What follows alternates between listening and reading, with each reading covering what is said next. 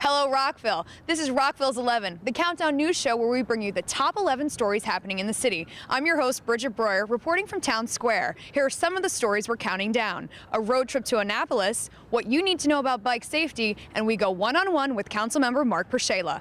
All that and more in this edition of Rockville's 11.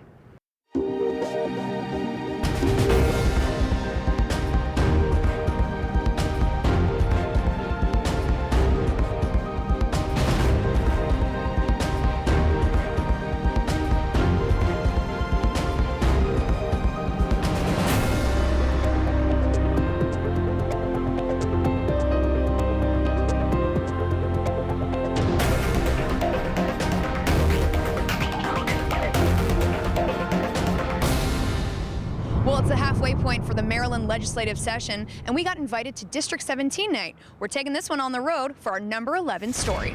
I really enjoy looking out the window and seeing when there are rallies out there. Senator Jenny Forehand has been serving the public for over 4 decades, first as a community leader in Rockville, and now as a Maryland state senator representing District 17, which includes Rockville, Gaithersburg, and Garrett Park. Well, I'm really proud of Rockville. I think that we've been ahead of the curve in so many ways, and I think that down here when everybody's competing for money, I try to focus on the people who have spent their money in the best ways. We were invited to Senator Forehand's office before the District 17 night reception, which was meant to connect residents with their legislators. It's really important for people to come and see what it's like to work here, and for the public to understand that what goes on in Annapolis really does impact us back home.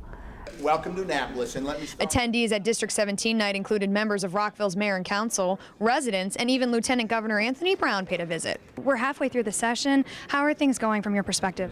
I think things are going well. I mean, this is you've got a new cadre of legislators, not in this district, in District 17, but a number of other districts around the state. So you got to kind of go slow. You got to sort of introduce them to Annapolis and the issues. So that typically means that in the first session of a term, things move a little bit slower. But the governor and I sent the legislature a balanced budget within spending affordability. So we've already done a lot of the hard work. So we're going to partner with the General Assembly to make sure we finish that work. So as you mentioned, we're about halfway through, still have a lot of work left to be done, but I'm confident we'll get it done. I thought it was a good idea to come and see legislation in action, to come to Annapolis again. I haven't been here since junior high, so I was excited about coming over and talking to the delegates and just sharing in the camaraderie of Rockville how far it's come and its future. So I'm just glad to be here tonight. There are a lot of big names in there. It's very interesting because I met some of them from doing things with SGA, Rockville Youth Commission. However, it's so incredible to have all of them in one room, all for a similar cause, just being here to celebrate opening of the legislative session. It's incredible. And we were invited by Jenny Forehand, our state senator, and she found out it was going to be my birthday. And she said, "You've got to come and celebrate here." And I thought, well, what better way as a Marylander to celebrate your 87th birthday than at the Annapolis, and I love it. And I've been in Rockville a long time. Actually, I came here in 1942. So I'm an old veteran. And we had a store here. Actually, when I came here, Rockville had 2,500 people. So I've seen some changes. Well, so far so good. The budget is, of course, very serious. The governor's put in a budget which balances the budget for this coming fiscal year, but he made some very difficult decisions which we are reviewing now. And we're looking at possible alternatives involving perhaps an alcohol tax, a gas tax, or maybe a registration fee to help smooth some of the edges of the governor's budget. Well, I think that, Rockville's legislative priorities are going to do very, very well. I think we're going to work out the dispute between Rockville and the school board. And I think also there's a decent chance that we'll be able to get the county government to pay water permitting fees the way everybody else has to, so that it's not an enormous amount of money, but it is a fairness issue. And we're working hard to make sure that outcome comes in a way that'll benefit Rockville and her citizens. It's important for the city to be known at the state level and to be connected with our state legislators, and they represent us pretty well. Mayor, why are you here tonight at District 17 night? Well, because we've got to support our delegates from District 17. They do so much to help us. Every time we've got a cause, we can depend on them to take it up for us and talk to those folks in Annapolis that make decisions that impact us. It's tremendously important we show our support. We are here to support our delegation and to introduce citizens to the process and say thank you to everybody for the hard work that they do here in Annapolis. And how did you get here tonight? We came on a Rockville City bus. You know, our buses are usually used for things like the senior center and taking people around, and one of our citizens sent in an email request and said, hey, wouldn't it be great if we could put people on a bus? It takes cars off the road, which we want to do, go green. It gives people a chance to come who might otherwise not have had the opportunity, and it gave a lot of us on the bus a chance to talk and get to know each other better and, you know, talk about things that were of interest before we got down here tonight. We got invited to sit down with Senator Jenny Forehand to learn about her career and some of her legislative priorities. And this is our number 10 story. So somebody came and asked me to run for office because they were upset about some of the things that were going on at the time. Elected to the House of Delegates in 1978, Forehand has been focused on improving the quality of life for Rockville residents, whether it be through wellness initiatives or new technologies. We want to be sure that we get our piece of the pie, and we really do. We've gotten money for so many things. As a matter of fact, I was one of the people who helped get the Rockville Senior Center started in Woodley Garden, the old Woodley Garden School where my children had gone to elementary school. And Bill Hanna was on the council at the time, and I was in the legislature, and so together we were able to secure that building for the future, and because if that happened today, we would not have that place. The big story with the state is still the budget, but Forehand says Maryland is in a better position than most. The budget is driving everything, and we indeed are, we do have a budget problem. However, keep in mind that Maryland is probably better off than 45 other states. We still have a AAA bond rating, and our K through 12 school system is #1 in the nation for 3 years in a row now. Events like the District 17 night in Annapolis is important to Forehand and the rest of the delegation. And I think I've played a role in having a higher level of cooperation with the state and somewhat with the county, and for the city. It's really very important for the members of the mayor and council and for the delegation to work together. You just can't imagine how you can save something or you can keep something from happening, and as long as it's in the public interest, that to me that's where I draw the line. It's got to be in the public interest. Everyone should come visit the State House, and you know, we set up tours for people to come, and I've had several people come spend a day with me and at different times, or we've set up meetings in Annapolis and for them, and also back in Rockville, and I think it's important when the public understands the role and how important it is. I think that my background with all of the activities I was working on in Rockville for the last 30 years. Well, actually, I've been in the legislature 32 years, so the last 40 years have paid off because I know people and I work very well with the mayor and council and others. I'm proud of Rockville. Wanted to let you know about a new documentary we're working on here at Rockville 11, and this is our number 9 story. So my actual real profession is backline. Our next edition of City Behind the Scenes, produced by Aaron Dawkins and edited by Tony Playa, takes viewers to the grounds of Rockville Civic Center Park. This hub of arts and entertainment in the city keeps running thanks to the dedicated staff of Glenview Mansion and the F. Scott Fitzgerald Theater.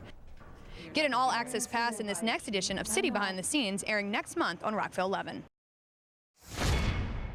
Rockville's Pike and Vision a Great Place is moving along with the public process. A series of community meetings have already been held, and we wanted to get an update with Chief of Long Range Planning, David Levy. Keep in mind that the goal for the Rockville Pike plan is to make it a great place. It's a place for people to experience, to be able to walk and to bike and to be outside and to feel like they're in a good place rather than just to get through. One of the main points in the plan is all about form code. What a form code does is it helps to define how the buildings are in relation to the sidewalks and the streets. And the goal here is to create a place where people want to walk and promenade and be. But this is a way at getting to having builders who are submitting plans be able to create comfortable and positive places next to other ones so that there can be a broader, inviting environment. And what has been the reaction to the form code idea so far? This is, I think people, number one, are trying to understand it. Number two, trying to figure out what they think about it. I think everyone seems to be on board about creating the type of environment that we're trying to create. To learn more about the process, go online to rockvillemd.gov/Rockville'sPike. It's a very important corridor, and so we need to make sure this works for all parties, but most importantly, of course, for Rockville. Next month is Earth Month in the city, and we wanted to get a preview of what to expect with the city's Green Chief, Mark Charles. And this is our number 7 story. Well, there's a whole series kicking off actually from the last week of March on. They involve activities for kids, activities for young adults, activities for older adults.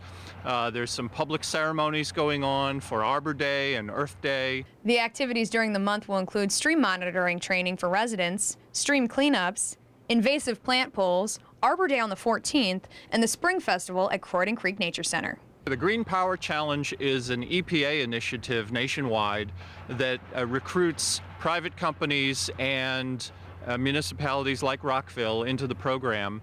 And what it does is it establishes a goal to get as many residents and businesses to use alternative energy as possible. For more energy-saving tips and a full list of Earth Month events, visit the City of Rockville's website. Did you know cyclists are pedestrians too? We wanted to find out more about bike safety in the city, so we checked in with Arback for our number 6 story. I chair the Rockville Bike Advisory Committee, and over the last 10 years, we've been working with the city to make it safer and safer to ride in Rockville.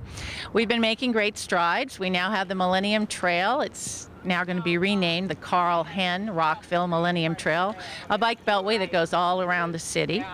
There's signage. We're going to make it destination and distance signage to make it easier to get around Rockville. And the more bicyclists there are on the road, the safer it is. That's the main indicator for safety. For riding. So we really encourage people to ride. And this year, to do that even more, we're going to have a bike safety initiative all year long, starting in May.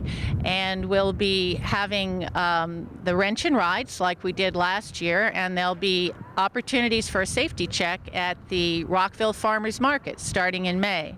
And we'll be having an educational program and organizing a lot of rides. So please join us on those rides in Rockville. One of the things that people should know in riding in traffic is that the main injury that cyclists incur from drivers is when drivers aren't paying attention and they open their door and a cyclist is coming. So cyclists have to watch out and make sure that nobody's in the car, and if they are, they might be opening their door and they might not look around them. And drivers, of course, should be looking behind their car to see, is there a cyclist coming or anybody that they might injure by opening their door. My job is within the police department, I'm a representative between the two, the community and the police department, and what I do is I take their information, I take what information I have, and I kind of just like join teams with the police department here.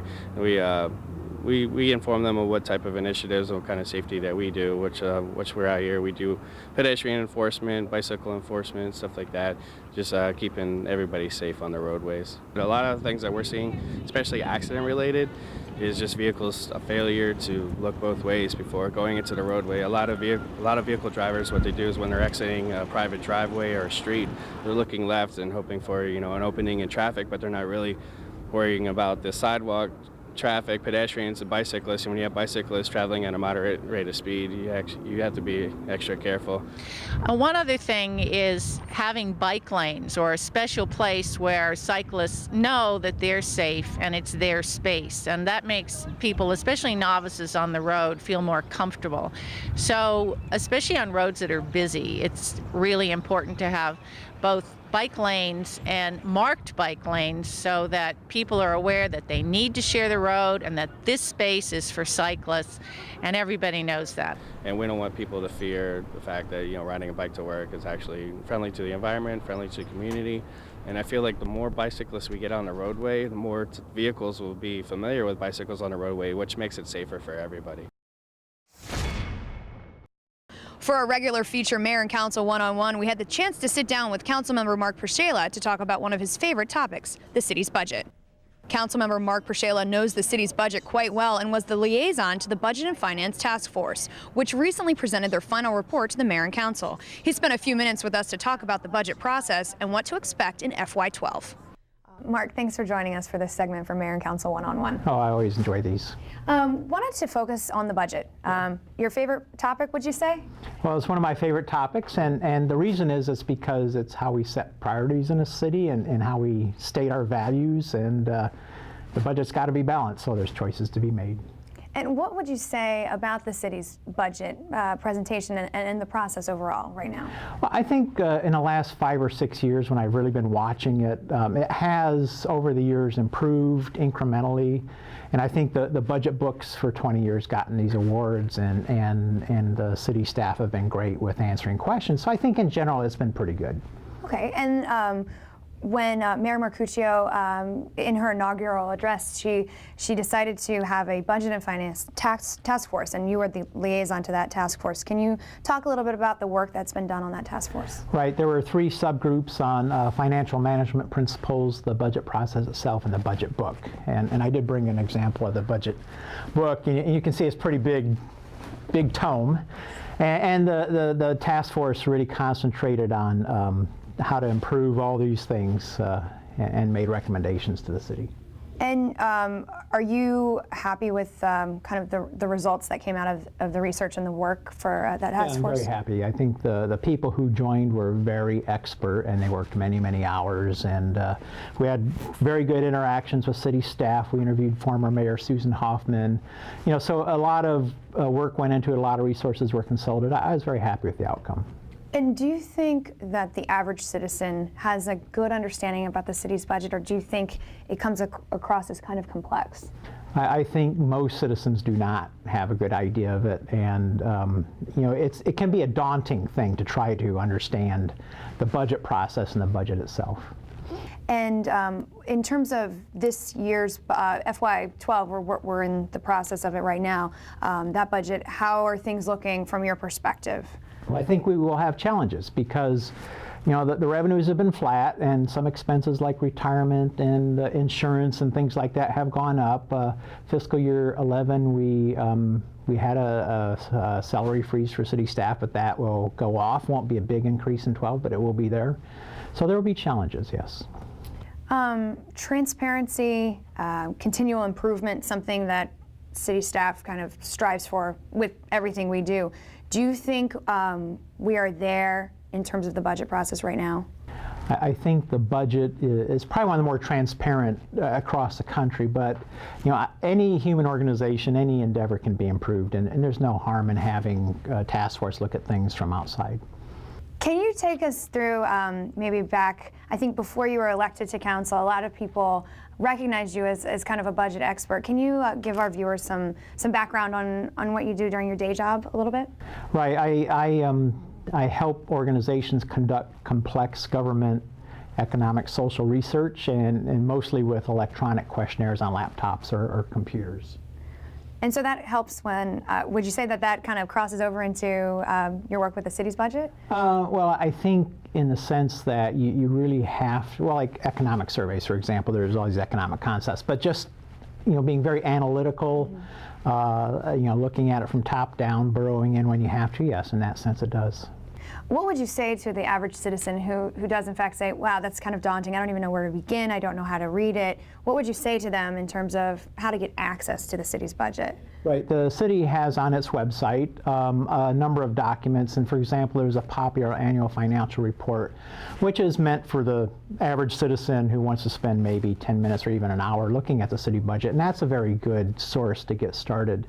If you're interested in the city budget itself, citizens come more to advocate for something. Caregiver grants, golf course, whatever. That's how they usually engage. They're not that concerned with how it gets budgeted, but the advocacy, I think, is a very important part, and we welcome that. Would you say, Mark, that Rockville is in pretty good standing compared to other municipalities in terms of how our numbers are looking right now? Yeah, we're fortunate. Of the 4 levels of government we live under, this is the only solvent level. And we do that. There's conservative financial planning, conservative assumptions made in the budget. And we are an economic engine, and we benefit from that. But it's not the good old days anymore. We're flat revenue, which is a lot better than down revenue, and we just have to be very careful how we proceed for a few years. Well, moving forward, we will cover on the channel the budget proceedings and invite residents to come and weigh in, give their thoughts and comments. Is there anything else you'd like to add? Well, we do welcome the citizen comments, and we have put in earlier budget hearings, for example, hearings throughout the process, and the citizens are always welcome to contact mayor and council by any means. But I really think if people think something's very important to them, to let us know. It's the job of the elected and city staff to balance it at the end of the day. But this year and next year there will be choices, and we will have to make some tough choices. Okay, well, thank you so much for joining us for this segment, Mark. Appreciate it. I appreciate the chance, Bridget. Thank you very much. Rockets, reptiles, and Dr. Einstein. You can find all that and more at the city's annual Science Day. We had the chance to catch up with Bob Eckman and Mayor Marcuccio to find out more about this very special event. And what can residents expect this year, Bob? Well, you could expect the things that have been there for the past few years. We're expecting about 60 exhibitors. A lot of the standard exhibitors that we've had in past, we'll have a lot of exhibitors from Montgomery College, the chemistry and biology and astronomy and the IT departments. They're all getting involved here. We have the Rockville robots. We have a robotic. We have a lot of robots this year. We've been involved in a lot of robotic activities in the last year or so, and that's bringing a lot of attention about robotics into the city. This year's free event will be held on April 10th from noon to 5 at the Montgomery College campus in Rockville. Bringing science to young people is a pretty easy sell in today's world. We know a lot of people talk about things that they talk about the problems that we have and the fact that we're falling behind and we're losing our scientists and our engineers. The Science Consortium and the Science Center are doing something about that. The Rockville Consortium for Science hosts Science Day every year to increase science literacy in our community and emphasize the fun in science. And I'm so grateful that the city is able to help us do this, along with the college and some other organizations that allow us to do this. It's really good for the community, and it's really good for our young people. The event has been going strong for the past 22 years and is very close to Mayor Marcuccio's heart. It's a wonderful day. It's a great day for parents, for children. It's a way to get outdoors. It's a way to see the wonderful world of science. And of course, we're very proud of it and hope to attract even more folks. Science Day promises to be a hit and a great time for the whole family. It's a day that Bob Eckman looks forward to every year. What is your favorite part of Science Day? Oh my goodness, they're all fun. I'm pretty partial to the robots, but the astronomy is also really cool. Come to Science Day. Don't miss it. It's a wonderful event. It's lots of fun. And don't worry if it rains, we're still going to have it. Visit the Rockville Science Day page at rockvillescience.org for more information. National Take Back Day is coming back to Rockville. The Rockville City Police Department is working with the DEA for this event once again. We checked in with Chief Treshik for this edition of On Patrol. The National Take Back program is designed to allow people to bring old and outdated prescription drugs and other types of medicines that they have in their home to safely deposit them at a police department so that we can get rid of them in a good, positive, appropriate fashion. I think it's a good thing because it helps people clean out their cabinets. Some people have medicines going back several years. The last time we did this was 6 months ago. It was an overwhelming success, and we kept getting phone calls from people asking if they could bring their outdated medicines and prescriptions in. So we're looking forward to it. We think it's a really positive step for the city.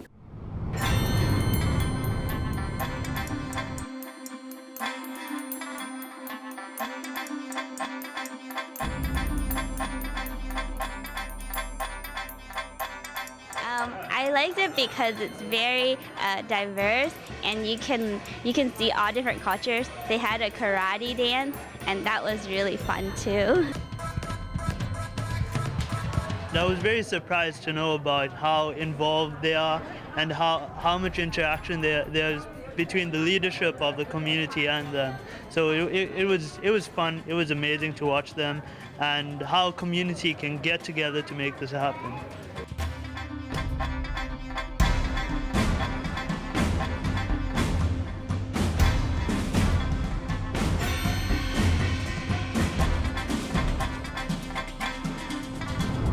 Now for an update on the city's budget for our #1 story. The mayor and council heard the final FY12 budget preview on February 28th. This comes as part of a months-long process that has involved budget previews and public hearings that started back in October. Staff asked for direction on how to proceed with balancing the budget. Using a live Excel sheet, the mayor and council prioritized items that should stay or go for FY12. The direction included looking at tax duplication from Montgomery County, user fees that were the results of a user fee study, examining the general fund balance, and the mayor and council also gave instruction to earmark an additional 1% or $5,600 to the Caregiver Agency Grants Program. The city manager will formally introduce his recommended FY12 budget to the mayor and council on Monday, March 28th. You can go online to the city's on-demand page at rockvillemd.gov and click Video on Demand to catch up on all the meetings. To learn more about the budget process and to catch up with all the previews and materials the mayor and council have seen, go to the It's Your Money page on the city website at rockvillemd.gov. Well, that's it for this edition of Rockville's 11. I'm your host, Bridget Breuer. You can find all these stories and more on the city's website at rockvillemd.gov. Thanks so much for watching. We'll see you next time.